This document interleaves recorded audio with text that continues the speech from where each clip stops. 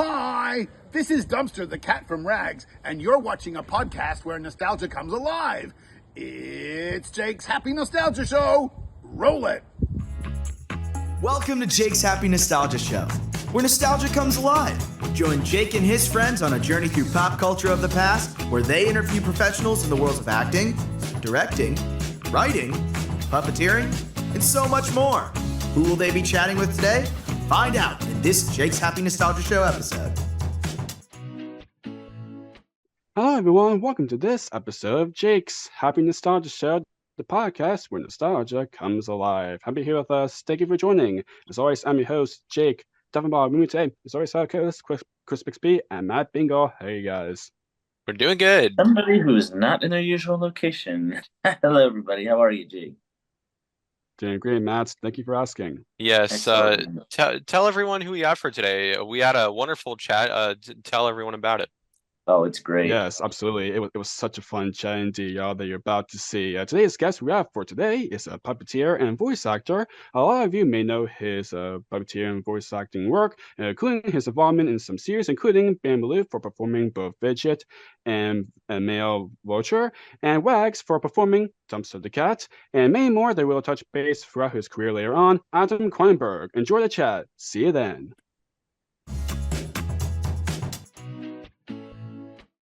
Hello everyone, welcome to Jake's Happy Nostalgia Show, the podcast where nostalgia comes alive. Today we have with us is awesome Adam Kronenberg. Welcome, happy to have you here. Hey there, Jake, how you doing? Doing great, Adam. Thank you so much for asking. Very delighted for you to be here with us. Really much appreciate it. Yeah, it's a big thrill to be on the Nostalgia Show. That's great. Oh, I'm glad to hear that. Thank you very much. It means a lot. Great to have you here. So, to kick things off, we know who you are, but for those who haven't, could you tell our audience a little bit about yourself and what you do? Yeah, so I'm an Australian puppeteer, and I puppeteered on programs such as Rags, Bambaloo, and the Ferals here in Australia TV, and I also did some work on Farscape and Wolverine with Hugh Jackman. Nice. Yeah. Really nice. So, what was your childhood like and how did you grow up? Well, I grew up in Canberra, which is the capital of Australia, and coming into high school was when video started to be a really interesting part of our training and our education. And I found myself at lunch times with my friends in the video studio, doing really interesting sort of video effects, even just with our hands. We would just use our hands in front of the video monitors. We found this trick where if we put the camera on the monitor and then put our hands between the camera and the monitor, and we would sort of mime our hands to Michael Jackson songs and do those sorts of things. And yeah, so that's how I started with my video thing. I grew up watching a lot of Sesame Street. Awesome. I grew up watching a lot of Sesame Street. Oh, of course. So of course. Of course, Yeah. us three of us, huge Sesame fans. We've been got to chat with a lot of amazing puppeteers who worked on Sesame over the years. Yeah. Such wonderful. I was one of those kids in the wonderful people. 70s, in the early 70s, who watched those really early, 70s reruns of Sesame Street with all the wonderful ideas and the thoughts and even the mistakes, because Sesame Street has a lot of mistakes in it as well that they just kept in there, blooper reels, puppetry, which is wonderful. Yeah. Which is wonderful, really great stuff. Yeah, that's how I grew up. Nice. Absolutely. That's wonderful. So did you always want to be a puppeteer or voice actor? Originally I wanted to be a rock and roll musician. Oh, And okay. I trained myself to play a lot of guitar and be a rock and roll musician. And then in my when I went to college, I went and studied theatre at the Western Sydney University. And I went and studied theatre at the Western Sydney University and wanted to do a lot of physical theatre, so martial arts and acrobatics. And later on, I would go on to try and combine puppetry with martial arts and acrobatics in theatre productions, in theatre shows, and my own stuff. Yeah. While doing the TV and the film stuff as well. Yeah, so I didn't really come, even though, I was mucking around as a high school student with those hand puppets in front of the videos. And then I went off and did martial arts and acrobatics and things like that. And then my first gig out of acting school, I was with a puppet theatre company in Tasmania, probably the greatest puppet theatre company in Australia. Oddly enough, it's in Tasmania. It's called Terrapin Puppet Theatre Company. And I got brought down there as an actor along with a friend of mine, and they brought us into the company, and we were there as actors, but also we did a little bit of puppetry. And by the end of that first contract, they invited us to stay and become full-time puppeteers and to continue to train to be puppeteers in Tasmania. So that Tasmanian experience was really seminal in terms of my training and development as a puppeteer. Oh, that's great. That's Nice. wonderful. I kind of want to go back a little bit with Sesame briefly, because we got to grow up watching Sesame. Of course, we got to ask this question to a lot of people who you got to work on Sesame, who first watched Sesame way back when. I'm kind of curious. Do you have any like favorite Sesame Street Muppets? The beauty of the beauty of the favorite Sesame Street Muppets is, figuring out how they worked. I could never figure out how Big Bird worked until I, figured it out, what Carol was doing inside that suit. That was quite amazing. Yeah, rest his soul.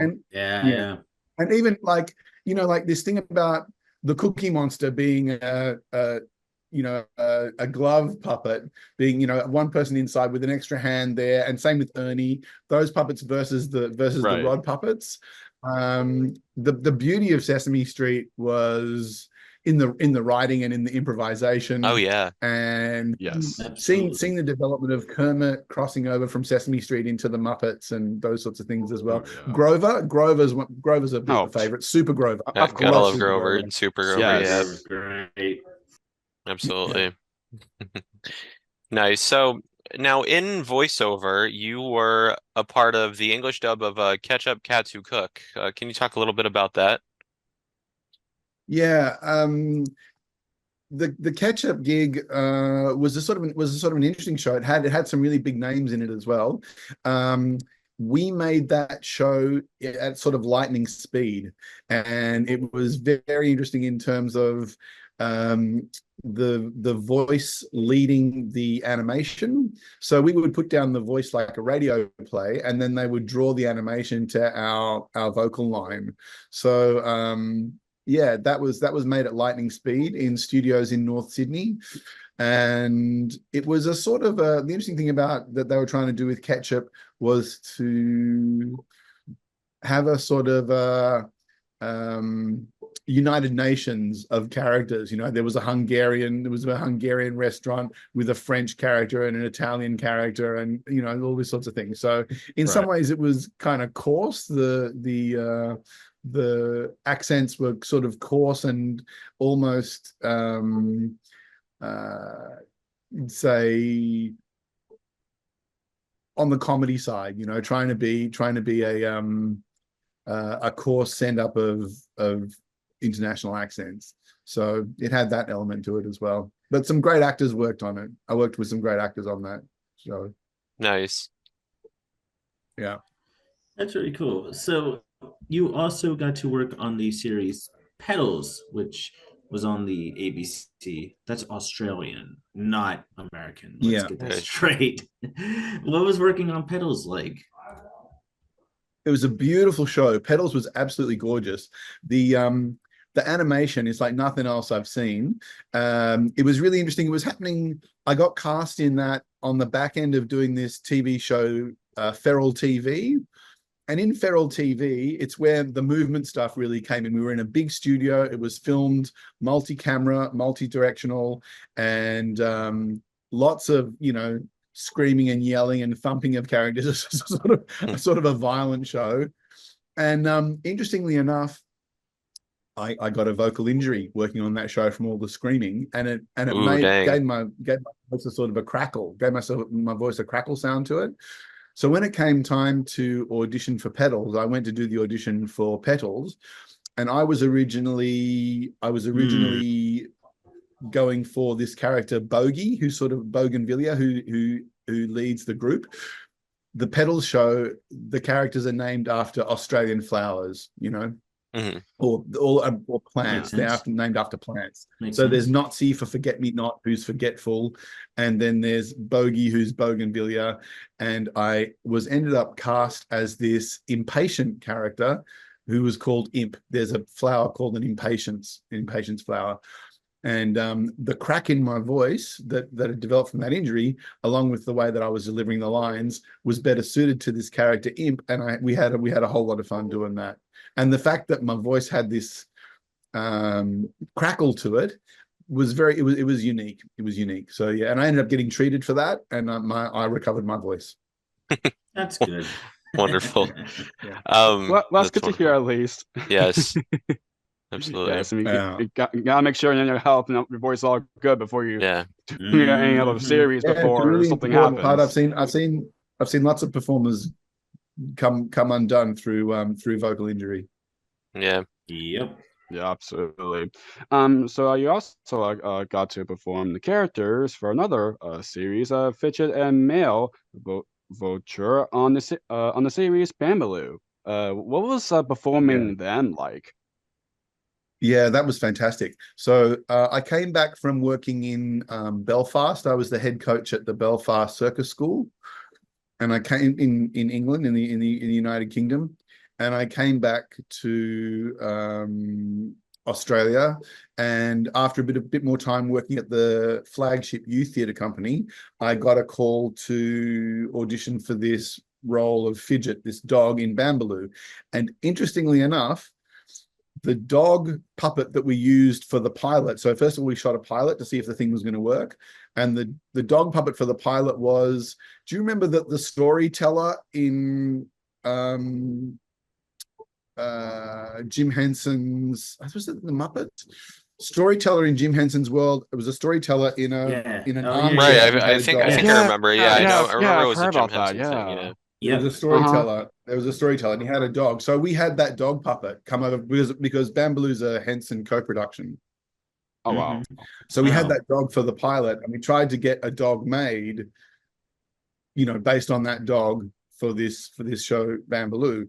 And I ended up traveling back to the United Kingdom kind of at the beginning of 2002, and I went to the Elstree Studios where they filmed Star Wars.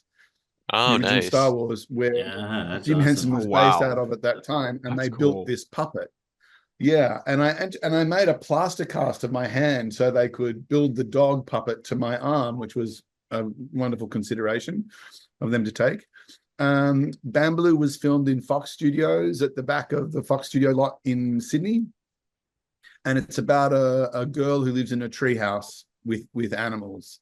And I was working with wonderful puppeteers. David Collins played this fish called Jet. Very hard to puppeteer a fish in a tank that's talking. And Emma DeVries puppeteered Portia, the parrot, the bird. And I got to puppeteer Fidget, who was really the easiest because he was this beautiful, big, white, fluffy dog, and he just looked so adorable. It was fun. And the voice stuff was great because I used a lot of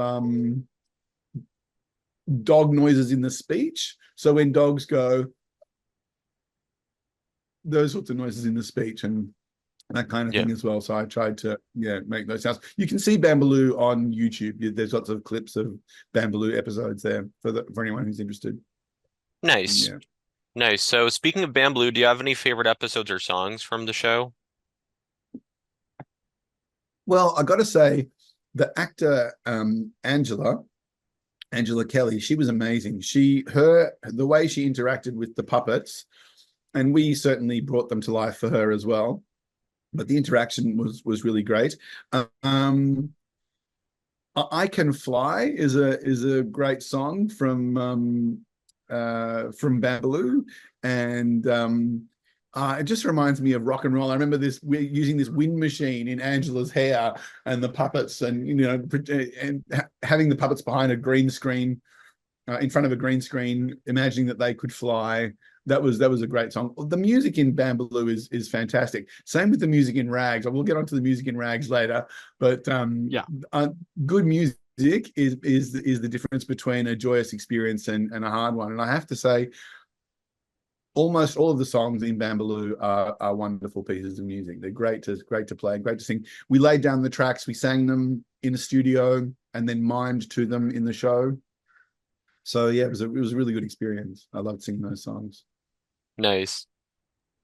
We That's had wonderful. in the studio we had a woman called Robin who was figuring out all of our harmonies on a keyboard. So she'd sit in the keyboard and she'd go, sing this line and sing that line, and she'd be telling us which lines were ours to sing, and it was just beautiful to put it together. It was great fun. Nice. Never thought about it that way. Interesting. Yeah. So you puppeteered on the miniseries Farscape, the Peacekeeper Wars. Very fascinating. What was your experience on that like? That was a huge project. You feel like you're a small part of a much larger whole. We were doing a lot of the puppetry work with that. Was we were using like remote control, the same sorts of controls you would use to remote control airplanes or helicopters. And the bad guys in Farscape are called the Scarons, and they were like enormous actors wearing enormous lizard heads, and the lizard heads opened and closed, and we were using the animatronic. I was puppeteering the animatronic of some of the lizard heads as well. One of the other big challenges there was puppeteering the pilot. So in Farscape, the pilot of the ship is a giant sort of octopus-like creature. Someone standing up inside the suit, which was sort of suspended. It was heavy. It was like as heavy as a truck. It was counterweighted at the back.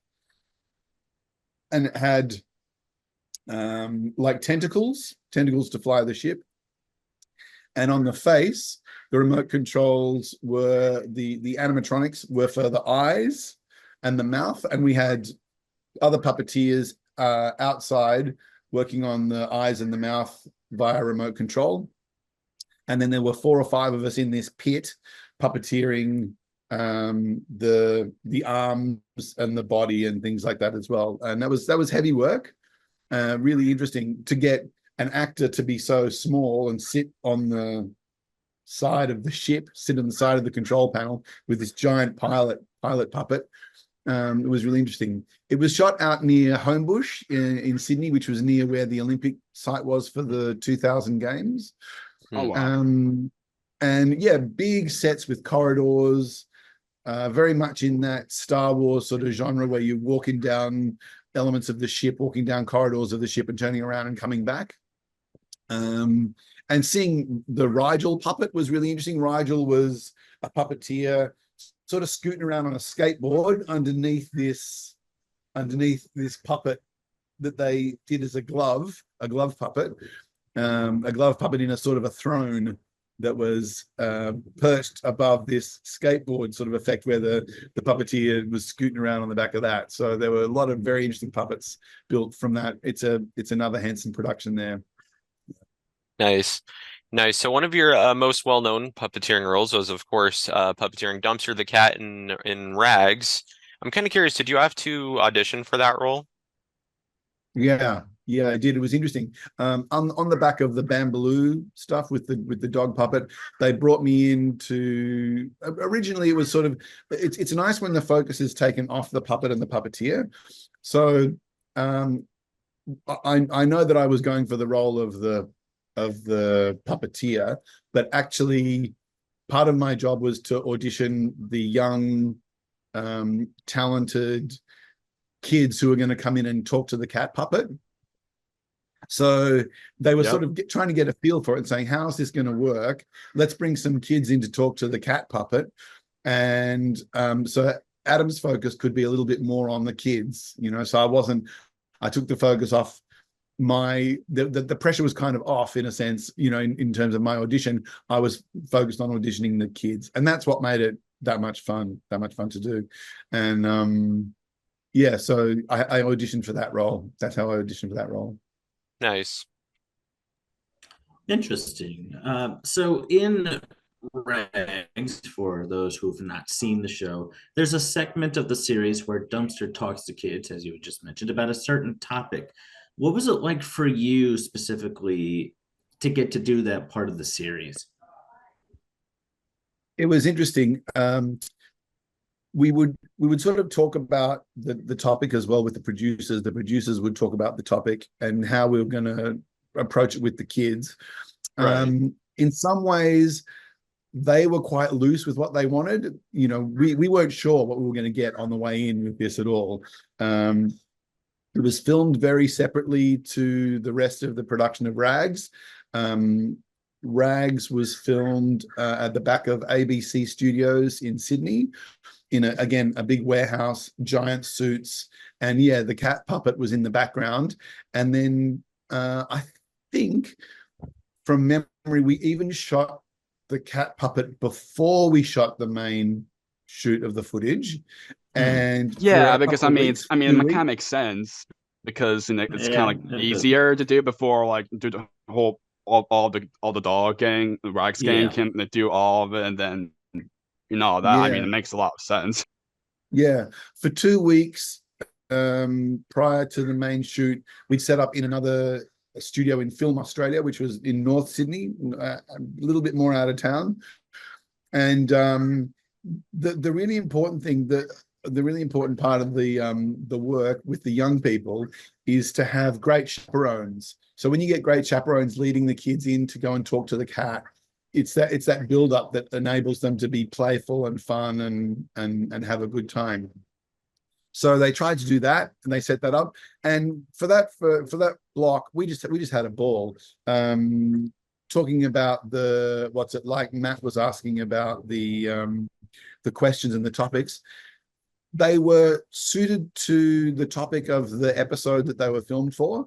So there was quite a long and controlled running list in terms of the topics that the dogs in the Rags house were going to be exploring that day in that episode, and what kinds of questions can we ask the kids to explore with the kids, what they understand about that topic as well. Sometimes there were really specific things we wanted to get out of the kids, which was tricky, and it was interesting. It was interesting to do. And other times it was just about letting the kids jam and roll. And I think that's why it worked so well. And I think that's why we all got a surprise in terms of how well it worked. And yeah, that kind of the series kind of went to like kind of worldwide, where it came to here in the US, and then well not just that, but Rags also performed at the Carols in the Domains twice. Yes, for those who they don't know did. what the Carols in the Domains is, it's like a huge Christmas event in Australia every year. Been hearing a lot about it. It looks amazing. Yeah, which is so cool that they got to do it a couple of times. It's really great. nice. It's really awesome. Yeah, really cool. And also bringing Dumpster to America to do the interviews with the kids there, that was really great. So it was a huge honor to meet the producers, Tony Steadman, the creators, Tony Steadman of the Rags franchise, and to work with Tony, work with her and her team, and to come to Charlotte, North Carolina, and film Dumpster interviewing kids down south. That was a huge bonus. And again, it kind of went up a notch. Again, the level of the chaperones and all the people that supported that whole interaction was really wonderful. Nice. That's great. I mean, Rags is such like I mean, of course, how things that we've done throughout your career, of course, Rags, but the show is just so like great that like it's great that the people who are behind like, hey, let's bring Rags more into the to the world, have bring the US, because or something like that, because Wags they having like a kids club band and then have their own things, and kind of the show being like more to the world. I think that's great for I think it went to South America, got translated into Spanish and things. So it's been great. It's been huge. Tony Steadman certainly did a great job on bringing that together, and that band, the music, like you were talking about the music before. The music's great. Oh my gosh, great music. It's who are the singers, not the people who actually voiced them. And there was a singer that got to do the songs because right. So To those Absolutely. who doesn't know the show yet, they're confused with a lot of stuff. But Right. anyway, so I'm kind of curious. Even though it might be like a kind of a hard question, but do you have any similarly with Bambaloo? Do you have any favorite episodes or songs from Rags? Rags music is incredible. Like, so it was composed by Fred Story and Becky Yeah. down this at this place called Concentrics Music, and Mike was playing guitars. And the players that they got to come in, it was basically the Grand Funk Railroad is who's in it. Tim the singer, who the guy who sings Rags is a guy called Tim who sings for the Grand Funk Railroad. And so it was just wow.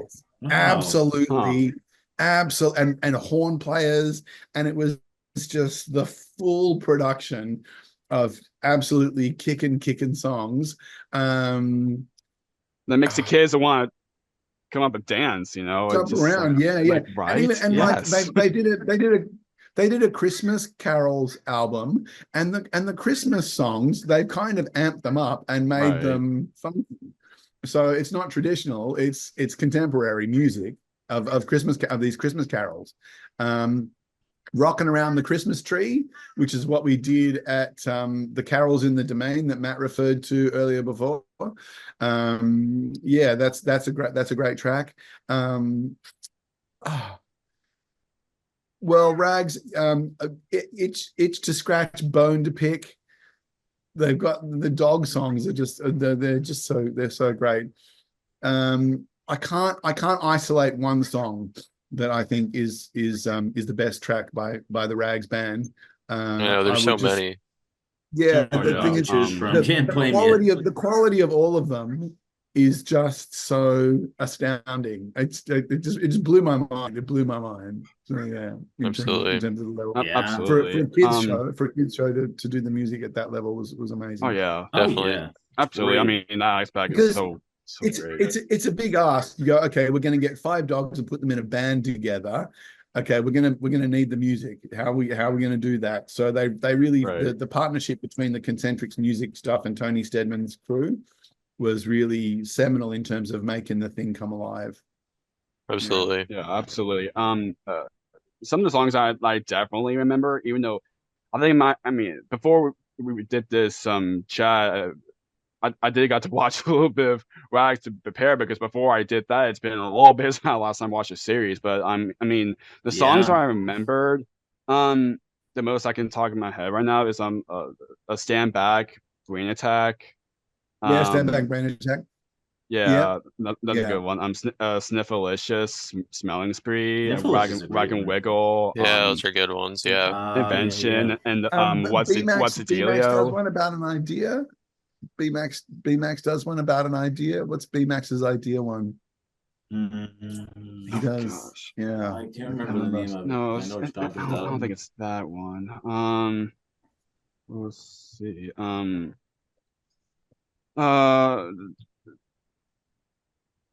see. If it's even. Oh, there's Dumpster. Hey, Dumpster. There he is. I'm waiting for Jake to get the song. Have you found the song yet, Jake? Invention or something. Yeah, invention. I need an invention. Invention. Yes, it's a bit of a sort of a robot song, right? Yeah, that's great. But yeah, it's actually perfect timing because we're about to bring you here, Dumpster. But yeah, ladies and gentlemen, please I got welcome. good timing. Yes, absolutely. Please welcome the amazing Dumpster the Cat from Wags. How's it going, my friend? It's going great, thanks, Jake. This guy's been keeping me all locked up. It's about a time I got out. Been in a bag. Not cool. Not at all. I like talking to the kids. They're fun. Yeah. That's had a great time. Yes, I'm great to have you here too, Dumpster. Yes, cool. Certainly delighted. Yeah. It's perfect. I was just about to ask you what your experience was getting to talk with the kids. I really liked it. I learned a lot. Yeah. The kids, they taught me all sorts of things that I didn't know about. I learned about eucalyptus. Oh, Yeah. nice! Wow. Yeah. Yes. Yes. Yeah, actually, That was really actually, kind of cool. perfect timing. Like, do you have, except with that, which I will get into that, but do you have like any fondest Fondest, memories? yeah, fondest Yeah, memories. Well, there are things that didn't make the cut because there were Ah, some kids that would just go crazy in there.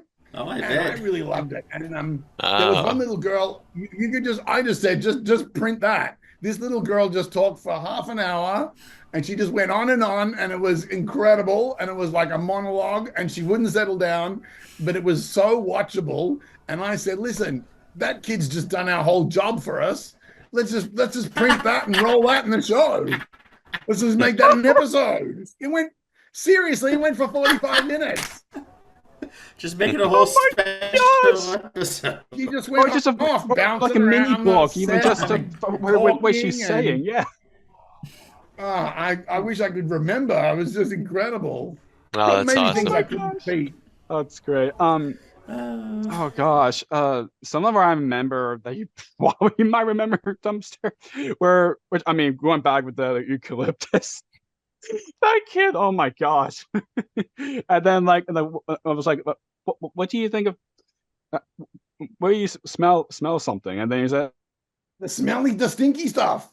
Dumpster. You were Yeah. so confused. Like, Yeah. what the heck is that? Stinky stuff is cool. And then spicy food. Yeah, I'd like to talk about spicy food. That kind of thing. Oh my gosh. Some Nice. kids don't like And spicy like food, a dream. but yeah.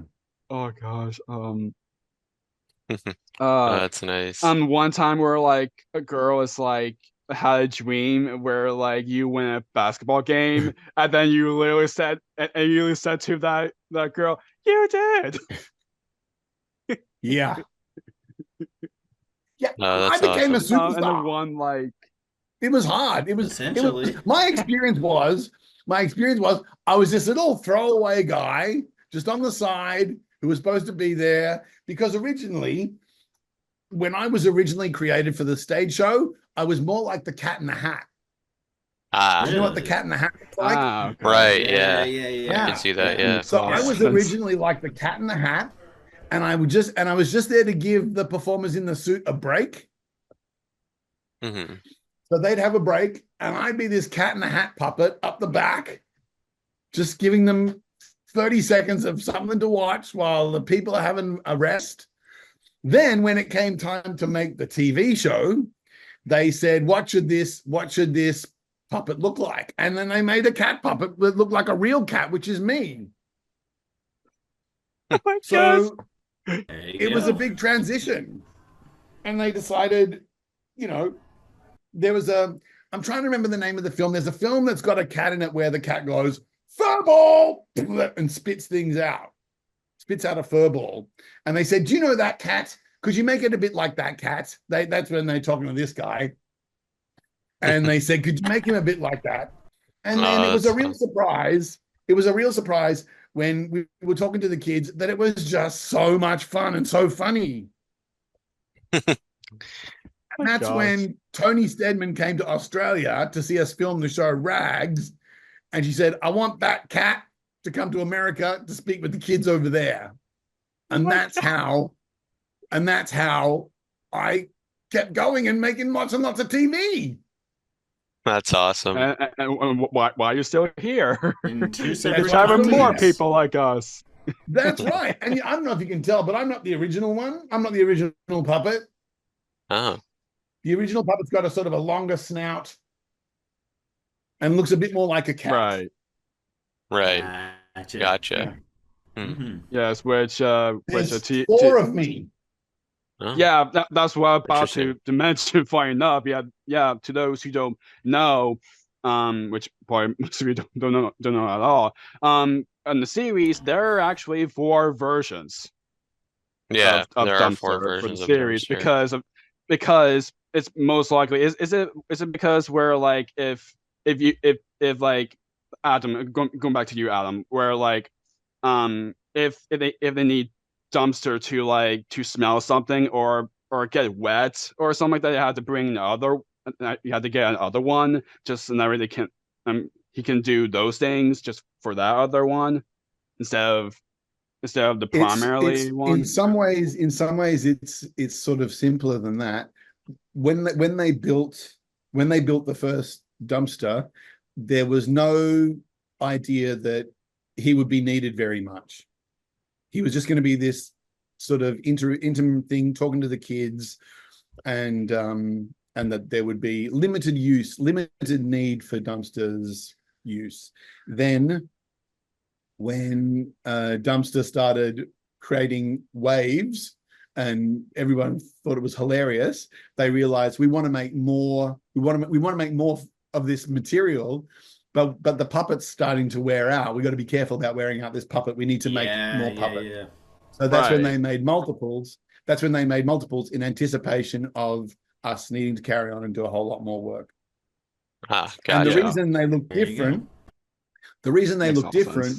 is that the first time they made Dumpster, they didn't take record of the dimensions and the build on Dumpster. The dog costumes they wrote down all the specifications, so they knew exactly how to make them again. With the cat puppet, they went, let's just make a cat puppet.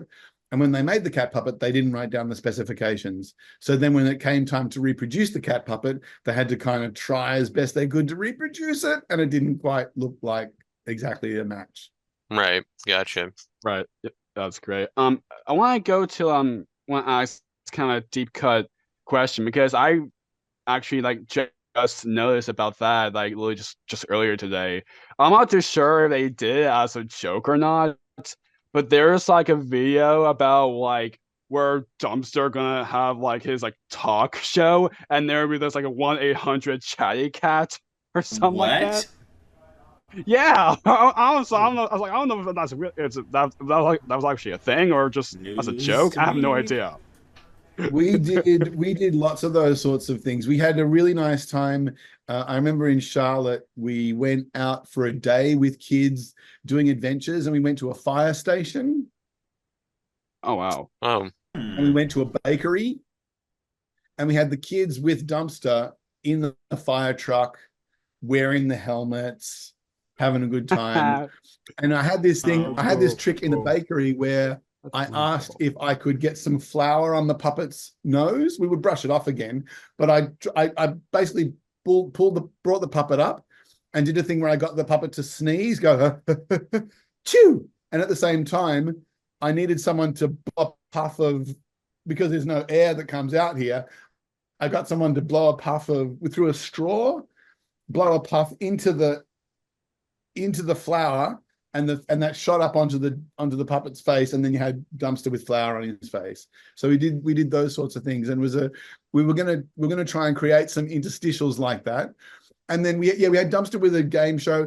We had Dumpster dressed up as a leather man singing YMCA. Oh no, he had a hat. He had a hat.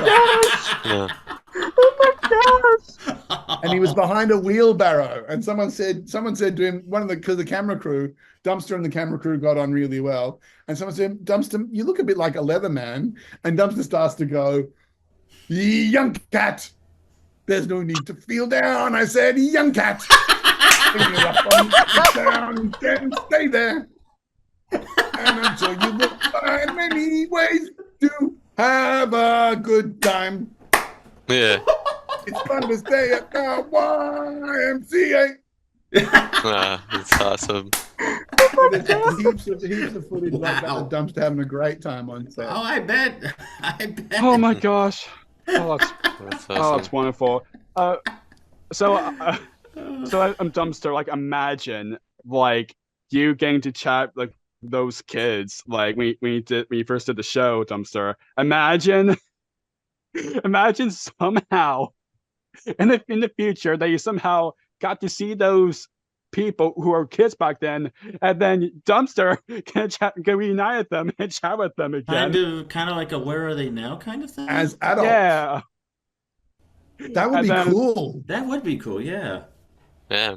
would be cool. And it's a beautiful thing to have. I mean, when you see that footage of those young people talking to the cat puppet, you can see how much their parents would really enjoy that sort of grabbing hold of that beautiful moment and keeping that moment of that kid jamming with the cat and just being all, you know, cerebrally free and improv and a lot of improv going on there, jamming with the improv and having a good time and exploring the themes of the show. Right. Absolutely. Mhm.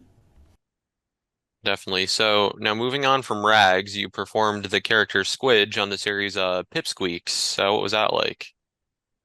So, you know, it's Squidge is interesting.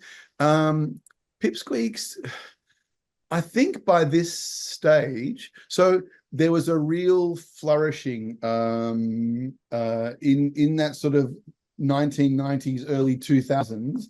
There was a real flourishing of puppet television being made in Australia. I don't know if they have it in the United States, but in Australia for some time, and I don't know if it's still current. It could still be current. There's legislation around channels needing to program for young people. So each station is obliged to make a certain amount of content for young people. And Pipsqueaks was, I think, part of that push through legislation to make shows for young people. It was a Channel 7 production, same as Bambaloo. Bambaloo is a Channel 7 production. Bambaloo was co-production with the Jim Henson Company, who put in some money and made some puppets. Pipsqueaks was all Australian, is my understanding. And it was kind of rapid fire. It was rapid fire. It was myself and Emma DeVries. Emma did Portia the bird in Bambaloo. She's also an amazing puppeteer. She was famous as Mixie the rabbit in the Ferals. And Emma and I, and then teamed up with two young puppeteers who were just coming on board, Anna Straker and Dash Crook. And I really got a strong sense of like, we're in this set, we're in this built environment. What can we possibly do? How can we get through to making something interesting and explorative over 65 episodes? A solid team of writers, but again, there was a lot of pressure to move the material out quickly. So yeah, it was so the experience of making that was quite rapid fire. And yeah, we had a good time. Had a good time making it. Nice. You also got to Ian, go ahead. The guy who directed it is a very experienced director called Ian Munro, and he'd been a director on Rags. So he's very used to doing very used to doing early children's television. Play School. We have a famous show here in Australia. It's called Play School. Play School, yeah. Heard of it, yeah, we got Play School. Not much puppets on there. They puppeteer the toys. So the actors, the performers, puppeteer the toys somewhat, but not with the same deference to the puppetry skill as other puppeteers do. Right. So Ian Munro pumped that one out. We got that going. Yeah. Nice. So you also got to puppeteer on a film, the Wolverine. What was that like? That was amazing. That was incredible. Again, a bit like the pilot in Farscape. In Wars, this was a five puppeteer puppet, and it was shot out in a pine forest near outside of Sydney. We've got almost like Appalachian mountain range. We've got something like an Appalachian mountain range, lower in height, goes down the east coast of Australia. And it was like being in a shallow grave underneath this bear puppet. So it was a bear, beautifully built bear, and the Wolverine does a mercy killing. So in the Wolverine origin film, some hunters go out and shoot this bear with a poisonous dart, but it doesn't kill the bear. And the Wolverine, who's been living, hiding out in the hills, does a mercy killing on the bear with his blades. And so I was puppeteering the right paw of this bear scratching in the dirt, asking for mercy, and the other people driving up the front with they would have been animatronic face muscles, animatronic eyes and face muscles. And when it came time for Hugh Jackman to do the mercy killing on the bear, he got his fist and drove it into the bear right where my head was. Oh, wow. Oh no! I got this blow in the head from the Wolverine into the side. And they called cut, and he leant down and went, "Oh shit, I'm sorry, mate. Are you okay?" kind of thing, So it was a bit like that. But it was an overnight shoot. There was a rain machine. We were in our wet weather gear. They were throwing rain down on us. Snow in the hills, fabricated snow made out of like this cotton material that they threw down on the ground out there. So we had a trench was dug into the side of the hill and a platform laid down, and we were underneath the platform inside this bear costume making the bear come alive. Nice. That's what that was like. Awesome. That's great. Because you got to, of course, you got to work with Hugh Jackman on that film that you mentioned a little bit. What was it like getting to work with him? Like, it was good. I mean, there was a great deal of humility around that whole scene. It's so funny. You're in this situation where the Wolverine's in a setting where he's been isolated in the mountains for weeks on end, and you can see the film, it's just him hunkered up in this cave, and then you turn around on the other side and there's basically a city. They build a tent city with caravans, and it's helicopters and four-wheel drive bikes and everything. So the dissonance is not lost, but it was great. He was very amenable and simply walking around as part of the crew. And it was a nice project to work on. It was great. It was really good. There was a great deal of humility in his work, and he gave deference to the puppets and things like that. He really appreciated all the elements that went into making the film look as good as it did. Lovely. That's wonderful. Since we're about to getting close to wrapping this up, can you share any projects you're currently working on? At the moment, I'm doing more music and stand-up work. At the moment, I'm less involved in puppetry these days. There's a puppet theatre company here. I live in Brisbane, Australia, and there's a puppet company here called the Dead Puppet Society, and they've taken the mantle of the new wave coming through of young people doing puppetry in Australia. There's also a company called Earth, ERTH, that do some really interesting work with, they call it a dinosaur petting zoo. So they basically have made some dinosaur puppets, and you can go and pet them like you're at a petting zoo, but they're dinosaurs. So I'd like to get back to doing more puppetry. And I have a 20-year-old daughter. She wants to learn to be a puppeteer, and she's keen for me to teach her how to be a puppeteer. So I think that might be my next project. Oh, That's nice. lovely. That's great. Yeah. That's awesome. Cool. That's rarely that. Like, I know there are a lot of like Sesame puppeteers like who has kids. They kind of like don't want to be puppeteers. Don't want to be a puppeteer. Yeah. Or something like that. Don't want to do what their mom or dad do. But your daughter like wants to do the same thing. What you do. That's so lovely. That's great. That's awesome. So the last question that Matt here is about to ask is a question we ask all of our guests at the end. Go ahead, Matt. Thank you, Chris. This podcast, for those who didn't catch it earlier, it's called Jake's Happy Nostalgia Show. When you think of nostalgia, what do you think of? Or in your own words, how do you define the word nostalgia? nostalgia is a feeling that comes when a piece of art or a sensation or a memory creeps up into you, comes forth into your consciousness, and it leaves you with a sense of well-being and that all is well in the world. Wonderful, great words to end That's on. good to hear. Thanks again.